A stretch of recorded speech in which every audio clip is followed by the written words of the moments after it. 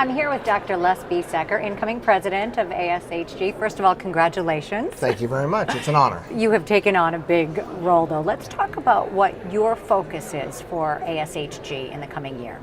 So there's been a lot of transitions in ASHG. We've transitioned executive directors, and we are also embarking on a major effort to start a strategic planning initiative. So we're going to be doing a lot to look broadly at the society, at what we're focusing on, what our priorities are, and that process is just starting at the end of Dr. Nelson's tenure, and I'm going to be responsible for carrying that through the next calendar year.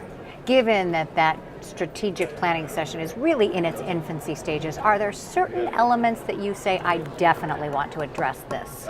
That's a great question, and it gets to sort of the heart of what is an ASHG president. Is an ASHG president a person who brings to the society an agenda? Or is the ASHG president a person who tries to reflect the priorities and the agenda of the membership?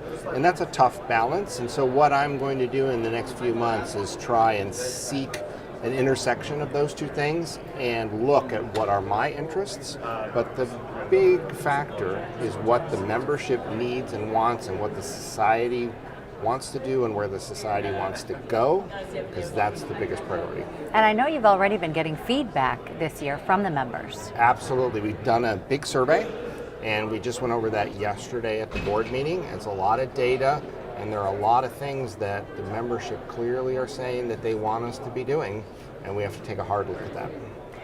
Bigger picture, let's talk about ASHG's role in the genetic community.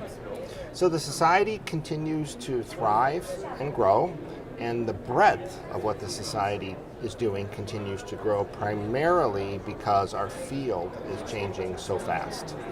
And it is a challenge to run a society in an environment where everything is changing every year.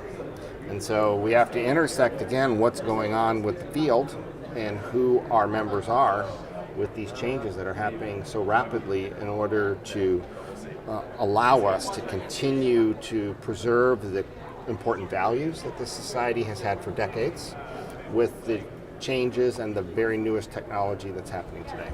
When I think about the focus this year on advocacy, I think about the importance of getting out the information that we're all talking about here to the general public. How does ASHG play a role in that?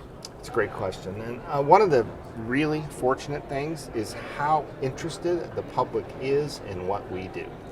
Super interested. And growing all the time. And genetics is in the news all the time, almost always good.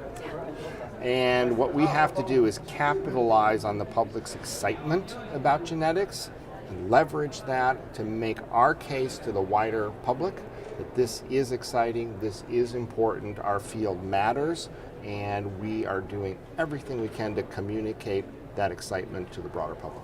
How concerned are you about the misinformation that is out there? Because a lot of times people are getting their information because they have such a hunger for it and they want to know their genetic background and everything, but not necessarily getting the exact right information. Well, I think that is an essential role for the society, is to say this is what the science says, and based on what the science says, then individuals can decide what they want to do with that and what the implications are for them, what the utility is for them.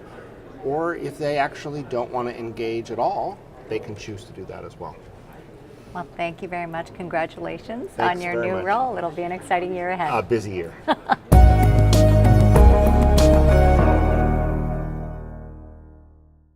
ASHG TV is brought to you by the American Society for Human Genetics annual meeting in San Diego. For more videos like this, click on the links and don't forget to like and subscribe. Thanks for watching.